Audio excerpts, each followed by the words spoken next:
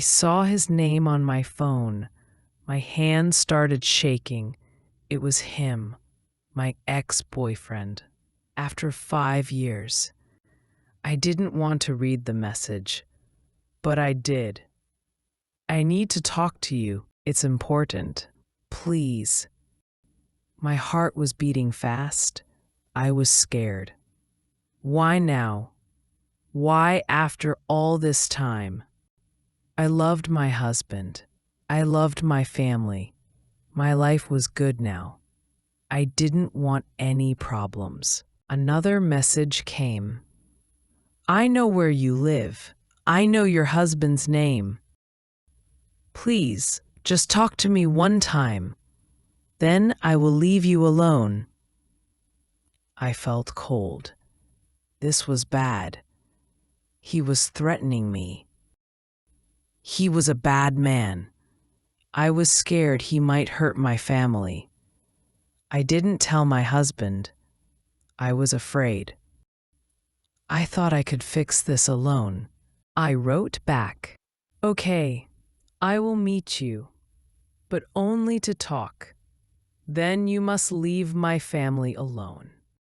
He sent me an address, a cafe downtown, tomorrow at 3.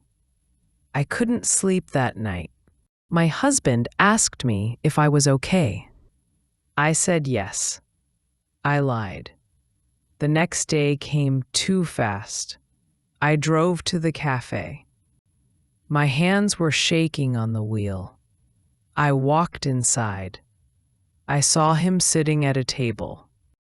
He smiled at me. I didn't smile back. I sat down. "What do you want?" I asked. I missed you. He said. "No," I said. "I'm married now. I have a family. You need to leave us alone." I still love you. He said. "I don't love you," I said. "I never want to see you again." He just smiled. That smile scared me. I stood up. I wanted to leave. Then I heard a voice behind me. What is happening here? I turned around. My husband was standing there. His face was red. He looked angry and hurt. "David," I said, "what are you doing here?" What am I doing here? He said. You tell me. You're on a date with another man? "No," I said. "This isn't a date. He's my ex-boyfriend. Your ex-boyfriend? David said. My ex-boyfriend was still smiling. He was enjoying this. She didn't tell you? He said to David. We've been talking for weeks. That's a lie, I said. But David looked at me like he didn't believe me. He texted me. David said. He said he has a date with my wife today. I understood everything now. This was a trap. My ex-boyfriend planned this. He wanted David to see me here. He wanted to break us apart. "David, please," I said. David looked at me strangely. He had never looked at me like that before. He left without saying another word. My ex-boyfriend just laughed.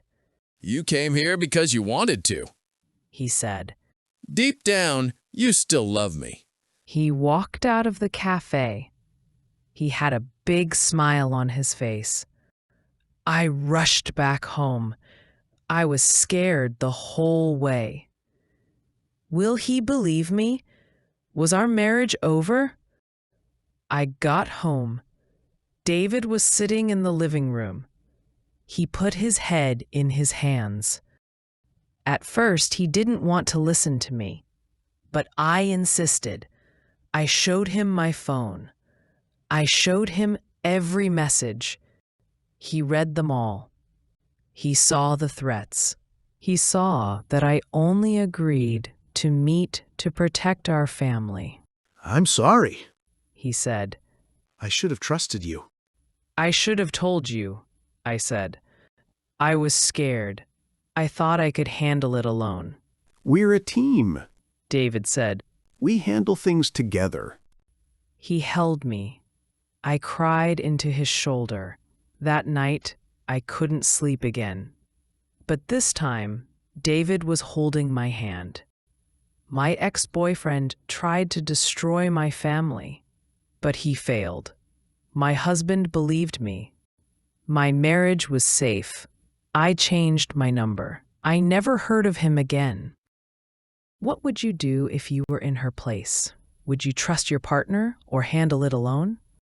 Comment below and share your thoughts. Like this story, and for more English stories, subscribe to our channel. Lesson of the day on a date. Being on a date means spending time with someone you like, usually to see if you want a romantic relationship. Examples from the story. You tell me, you're on a date with another man? More examples. I went on a date with Alex yesterday. He smiled a lot on their first date.